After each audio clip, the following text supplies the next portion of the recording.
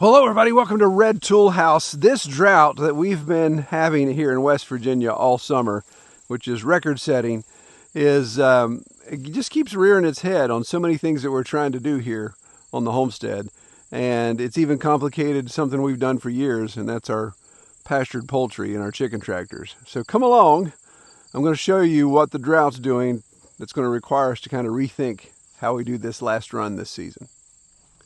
So if you follow the channel at any length, you know that usually this small meadow, the small pasture we have on the front of the property, is where I usually run my 3 chicken tractors, the Scovich style tractors, and we do that 2 to 3 times a year with the batch of birds that we're going to produce.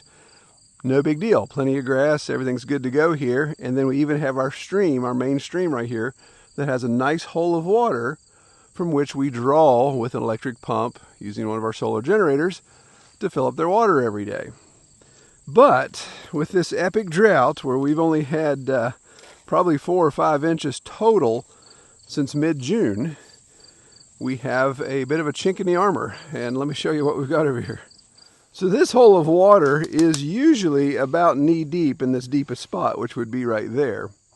In fact, this hole usually, I don't know if you can see this big boulder right here, usually that water is trickling around that boulder and then coming into this little retention area, this little low spot.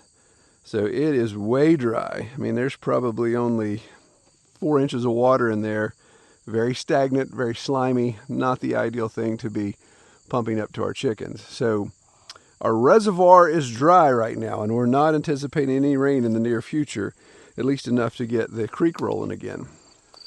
So we have about 55, around the mid-50s amount of chicks in the brooder. I say chicks, they're Cornish cross, and they're 3 or 4 weeks old now, and they're massive. So they got to get out of that building. We got to get them on pasture today. And first thing I'm going to do is get 2 of my tractors. You can see 2 of the tarps are ready to go. This one is completely missing or shredded in the middle. The only thing that's holding it is just a couple seams at either end. And then my most expensive camo tarp that Kelly bought me because she liked the camouflage, that thing is just turned into ribbons. So I'm going to get that off of there, get that bagged up before it puts plastic ribbons all over everything, and put a new tarp on that one. The last tractor that's been hiding in the shade the longest, I think I can get 4 or 5 more weeks out of that tarp, so we should be okay there for the season.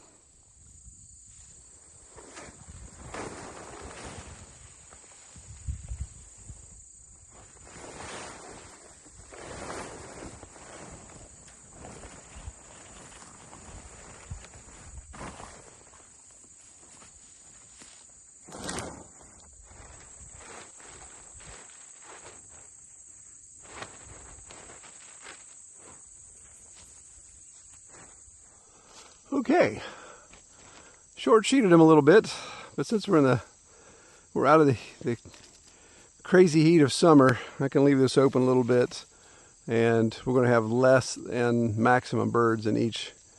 As I said, since we only have about 55 chickens, then I'll just split that up. I've had as many as 35 in these guys, so they won't need as much shade to get away from the sun. There'll be less birds in them. So I think next, before we move chickens, we actually want to get water. So I want to get that figured out, and I'm going to show you what we're having to do here. Fortunately, we have a system that's already in place. It just requires us to move some things around. So I do want to take this opportunity to make an announcement, something I've been excited about for a while, been having in the works for a while, and that's we're launching a second YouTube channel. And that YouTube channel is called Woodcraft Revival. And it's going to be very specific on topics around wood, forestry, sawmilling, woodworks, all that type of stuff. So I'm going to post a link to it below. There'll also be links at the end when the recommendations pop up as well. Now that doesn't mean you'll never see anything dealing with wood again on Red Tool House. We'll just kind of keep it at a higher elevation stuff. Woodcraft Revival is going to allow us to dive really deep into the nitty-gritty. Some of you expressed interest in getting to that type of detail. Most of you have not, so we think Woodcraft Revival is going to be for a smaller section of you guys that watch our channel. But we'll post videos over there whenever we have content. We're not going to do a regularly regimented posting like we do here at Red Tool House every Sunday. Which I think I need to point that out again, because YouTube, the algorithms, obviously they want you to stay on YouTube and watch whatever video. So if you find a video of ours that you're not necessarily interested in and you skip it, then the odds of you seeing more videos from us decrease over time. So if you're wondering, hey, I haven't seen something from Troy and Kelly in a while, just know we post a video every Sunday morning on here on Red Tool House. I don't think we've skipped a Sunday in over a year. So if you haven't seen a video from us at least once a week, then YouTube's kind of just putting you down in the bottom of the pile. So the way you can remedy that, of course, is make sure you're subscribed, but B, click that notification bell. That way when a new video comes up, you'll get a notification in your YouTube app saying, hey, Troy and Kelly posted a new video. So if you're interested in all things wood, be sure to check out Woodcraft Revival. And we've already got some content over there now, and we'll be adding more as we go along. All right, let's get back to our chicken work.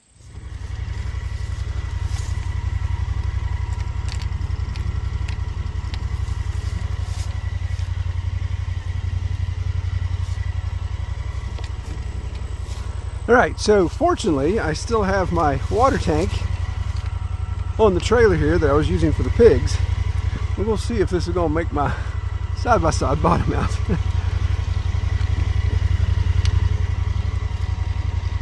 Gonna test that 1,000 pound payload.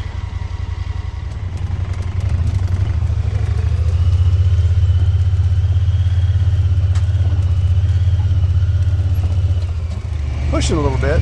I'm just worried about when I get down here to the creek crossing, how badly we're going to drag the hitch or the stand through the low spot of the creek. So that'll be the real test.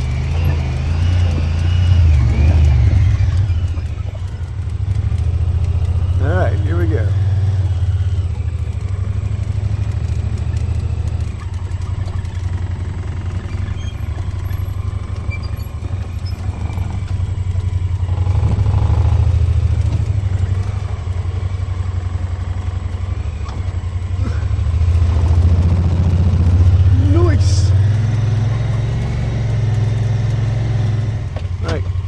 The plan would be to place this about the halfway point, the length of my meadow, based upon the amount of hose that I have.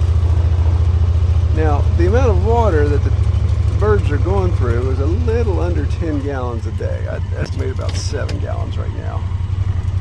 So 10 days would be 70 gallons, 20 days would be 140 gallons. I figure we probably have about 150, 180, no wait, that's a 275. We probably have about 200 gallons. So that this amount of water may get me through the rest of their life cycle. Not quite sure about that. Obviously as they get bigger, they drink more water. If we get some rain, they'll drink less water. If we get a lot of rain, then I can just pump from the creek again. So we didn't drag too bad. We did drag. And yes, if you're wondering, isn't that jack bent? Yes, it sure is. Because we drug at some other point. Bent the crap out of it. Yeah.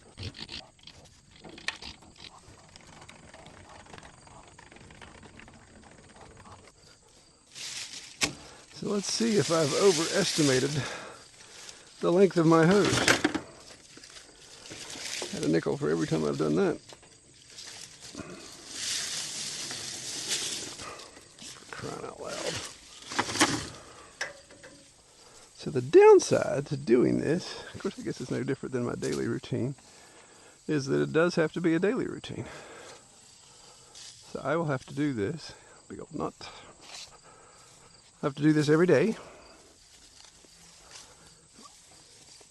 But once I get it set up, and hopefully it'll remain primed.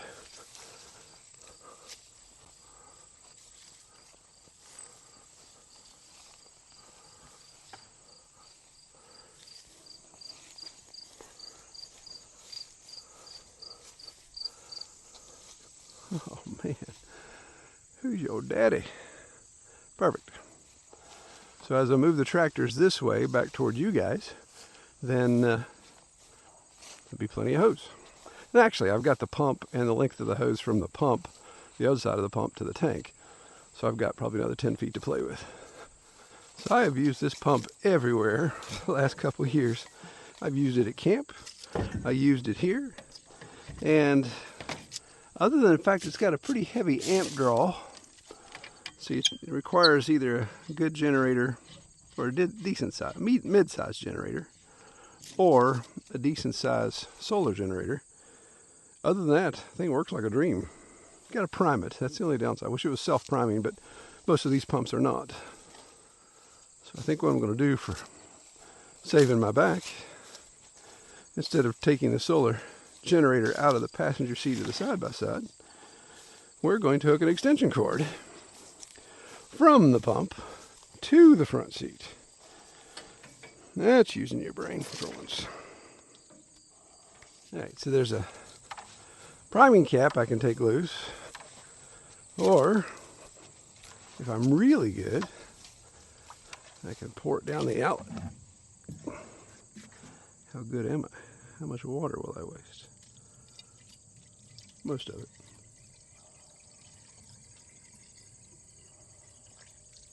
There we go.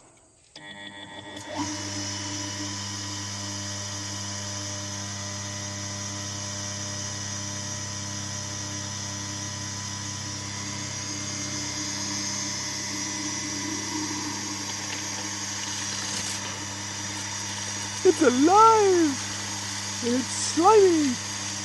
Alright. I think she establishes a pretty good siphon on her already.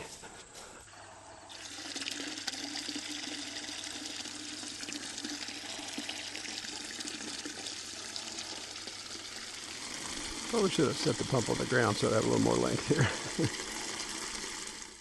Alright, so both bells are filling, doing what they're supposed to. I need to raise my draw hose a little higher because it's sucking the slime off the bottom of the IBC tote. But it'll still work. We'll be good. Little slime never killed anybody.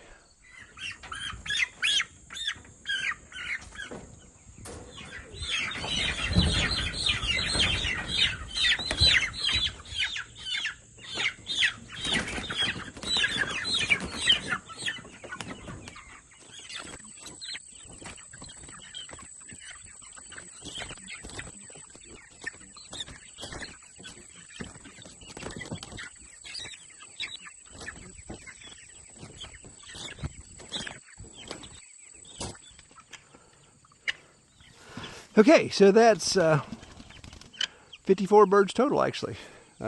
Just guess, put 27 in the first one and had 27 to go in the second one. So I'm actually wrong on my water consumption as well. The boys have been taking care of them for me the last couple days, and they said they were filling up that bucket completely, 5-gallon bucket completely in the brooder every day. So I thought, okay, that's their consumption, but got in there when I was getting the birds and realized that on the bell water, the hose had worked itself loose, so it was leaking. So they were actually running out of water, not drinking all that water. So it may be that I don't have to fill these water buckets every day. You think about, even if they're going through 5-gallon a day, now I've got them split where there's 10 gallons, half got a 5-gallon, half got a 5-gallon, maybe every other day. So that won't be as much of a chore in the morning. It's not a huge chore. But that pump, I have to break the prime, which is kind of a drag because it will siphon. Now I could take the hose, I guess, and put it back in the tank and keep everything hooked up. So it may do that. But I'm going to keep you guys with me here for the week, I think. And we'll just see. Instead of assuming what it's going to take, let's just show you what it's going to take. So everybody's settled in for day one. Everybody's got food. Everybody's got water. I've got very smelly hands. So I'm going to go get washed up, and then we'll check on them tomorrow.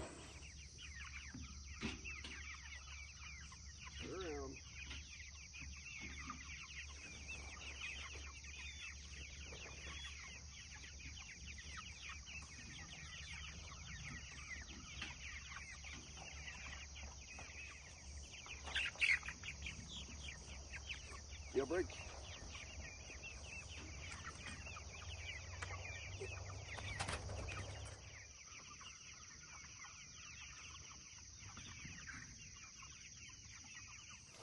Okay, so it's the next day, and believe it or not, we actually got some rain in the last 24 hours. I haven't checked the range gauge yet. I'll put below what it actually came out to be.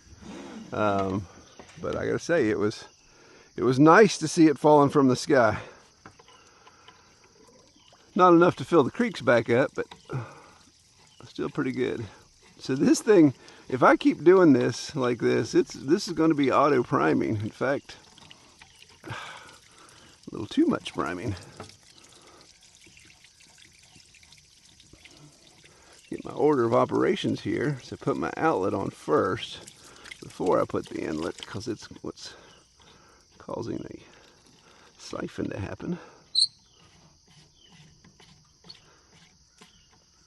But it looks like the chickens are going through about half a bucket of water per day. So that makes this tank last even longer, of course, before we have to take it somewhere and get it filled up. Maybe, just maybe, we get enough rain to get our watering hole. I haven't checked it yet with the rain we got yesterday, but I don't think it's much, but we'll check it here in a second. So I've recognized already today the order of operations I need to kind of get in my head. Normally I pull right up to this, pull side by side right up to the chicken tractors, carry my feed, all that type of stuff. With this, pull up to the side by, or pull up to the chicken tractors the side by side, do the feed first, and then back over here so I don't have to lug the power bank this way or feed that way. As the tractors get closer, less of an issue. I've already got the hose stuck in one of the buckets over there. There we go. That fills them up quick.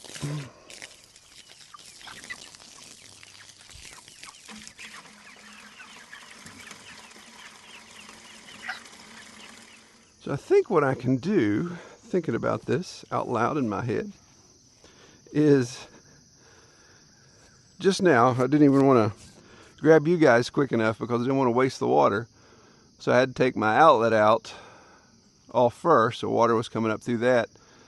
Then took off the inlet, put that back in the tank so the hose stays full of water, so we've got a good siphon. I think what we'll do is, since the pump won't stop siphon from happening, I think somewhere I've got a little hose shutoff, just a 3/4 inch screw inline shutoff valve. And I think we'll put that there.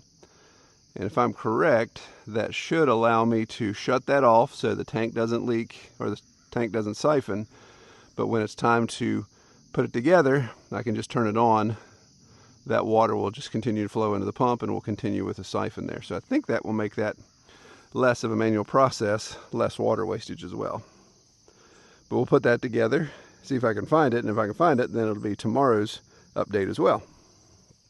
Well, I think the hole retained a little bit of water. You can see this rock right here. It's not completely submerged, but it's definitely got more water on it than it did yesterday. So that's good. Still not something I want to pump out just yet because it's pretty stagnant. Worst case scenario, but it'd be nice if it had a little bit of flow in it, or at least build up some flow to wash this clean and then be able to draw from it. Well, all right, I think everybody's good in the hood for today, so I'm going to go try to find my shutoff, and I'll catch you guys tomorrow.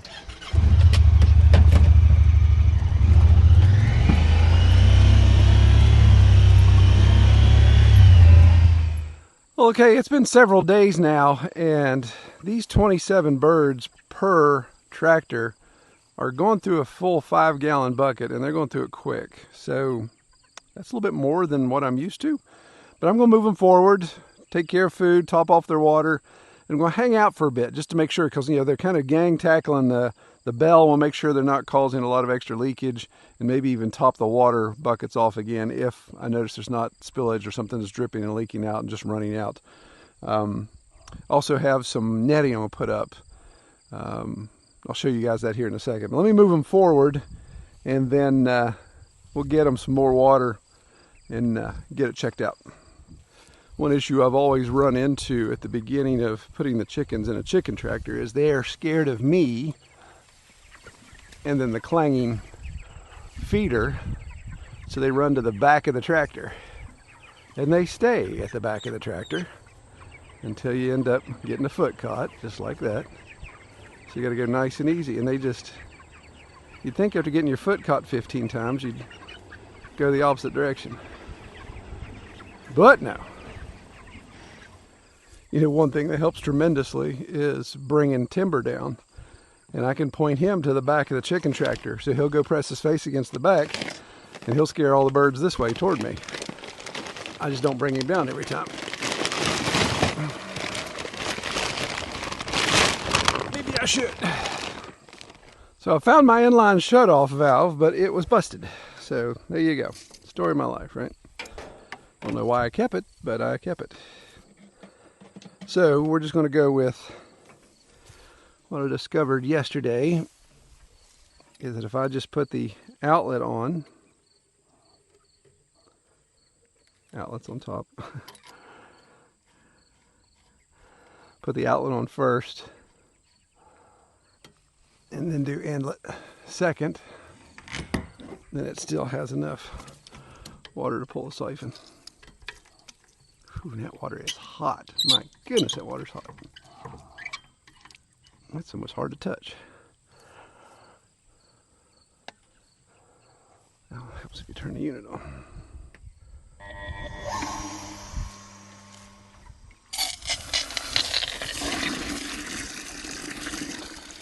See, they're flocking to it like they ran out of water, maybe even last night. That's the thing that's got me a little concerned. I've never seen that much water consumption, even when I run 30 plus birds in here, 35 usually. But it is extremely hot today, and of course it's very dry. The next chance of rain is 3 days out, and it's just scattered thunderstorms, so we're not sure if we're going to get any of that or not. So they're not super aggressive toward it like they were yesterday, so maybe we're all right. Yes, there's a little bit of algae in the bucket. I see it.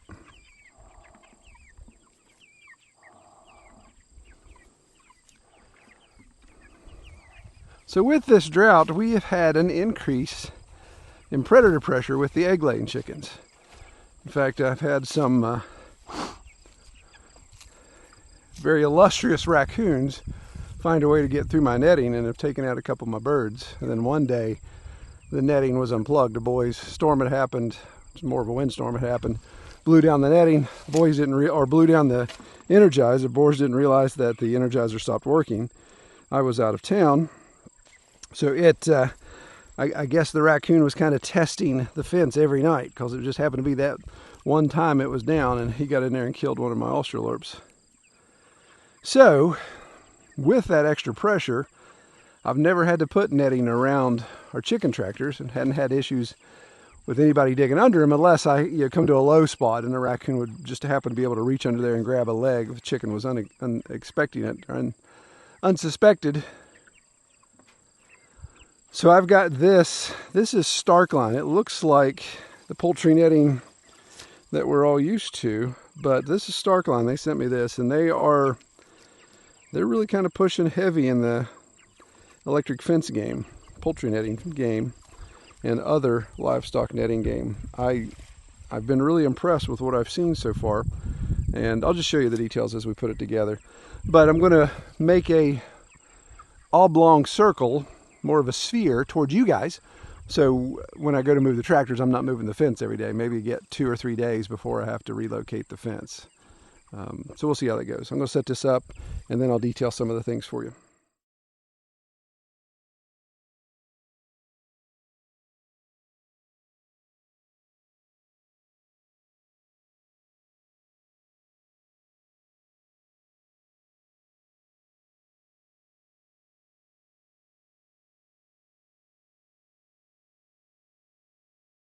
All right, so I got that stretched out. That'll actually give me, that may give me 4 or 5 days actually. And I can even hop sideways if I need to. But the thing that jumps out at me about this Starkline fencing is it is a double spike, which you can get Premier One and those things in double spike. But I really like this step-in process. So this step-in foot pedal is much, much more defined than any of the other ones I've seen. So it really makes this easier, especially as hard and dry as the ground is right now. I've tried to stomp in some of my Premier 1 and I've bent them pretty badly, and it's like when you got a spike going this way and a spike going that way, it's kind of hard to stick in the ground, so I have to sit there and try to bend them back out. But this appears to be much more rigid. The fence appears to be heavier. Now you could say, well, that's a good thing or a bad thing, but in talking with my Starkline rep, which they have really good customer service, they're headquartered out of Des Moines, so you talk to somebody out of Des Moines, not somewhere on the other side of the world. They talk about some of the details as far as just how they wind the actual construction of their poly string for this netting, how it's wound compared to the competition. And it does seem to be heavier. It seems to have more girth to it. So maybe that means that it's going to last longer. I think that's their intent, at least that's their marketing claim, is that it'll last longer and be able to handle more wear and tear. The bad thing about these poultry netting fences is sometimes you don't realize where you got a dead line because all of your twisted wire's been frayed, and you're not sure where that dead short's coming from, so you have to investigate that. I'll put in the video description some of the comparison stuff that they kind of hang their hat on. Like I said, they're brand new to me, so this is my first time using it. You're seeing me take it out of the box and put it up, so we'll see how it goes. But they also gave me the solar energizer, and I've never used any of the poultry netting energizers that the poultry netting companies produce, so I can't really compare that, but I do like the idea. And this is kind of a duh moment, but their mounting post for the energizer also serves as the ground rod. You may say, well, yeah, Troy, all of them do that. I'd never run into that, like I said, but I don't use those, so that's pretty cool. So I don't have to worry about a separate ground rod. So I can just drive this guy into hard earth and put on my energizer, which I've had sitting out for a while so it can get charged up. Of course, I put that in wrong. Or did I?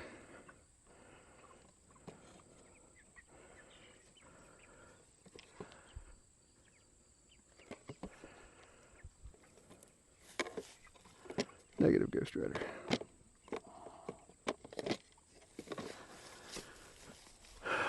You must be smarter than the Energizer box.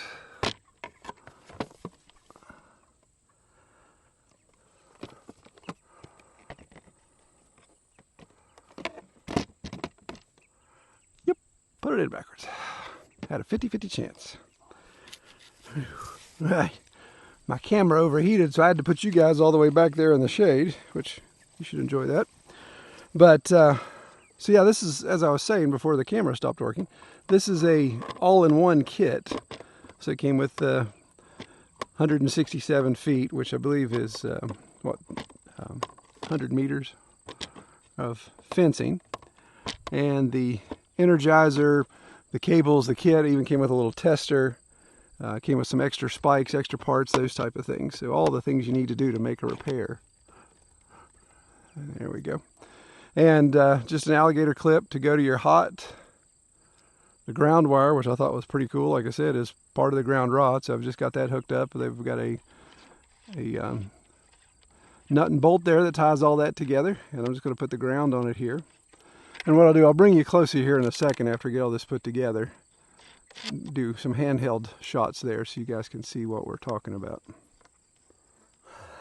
Okay, so I got my ground just comes up, little anchor bolt there on the post, some alligator clip on the connector wire, and then here's our indicators, the circuit board. So I flip the switch on.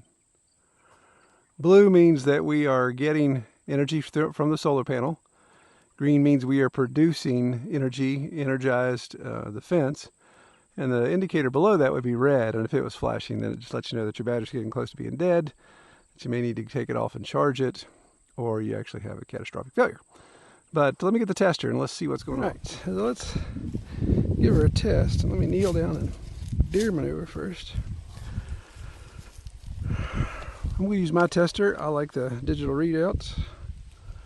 So ground in the ground, hot on the power, And let's see what we're getting. I don't know if you guys can see this from the screen.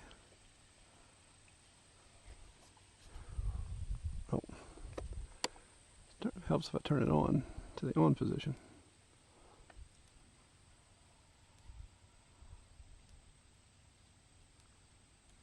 All right, getting right at 5,000 volts, which is plenty. I keep my pigs in with 3,000, so 5,000 will do the trick. So I really like how this is very self-contained. It's a lot smaller of unit to move around than what I have on the Coupe de Ville, that the unit I built myself. I love the idea of the support rod actually being the ground rod. I don't know, I guess I'm just an idiot when it comes to thinking about that kind of stuff. Another thing I like about this system compared to my old system is the on-off switch. On my old one, or the one at the Coupe de Ville, I have to unplug, which obviously wears out the plug after a while. So looking here at the chickens, everybody's settled down, they're getting shade. They used about 3 inches of water, if even that, on this first coop.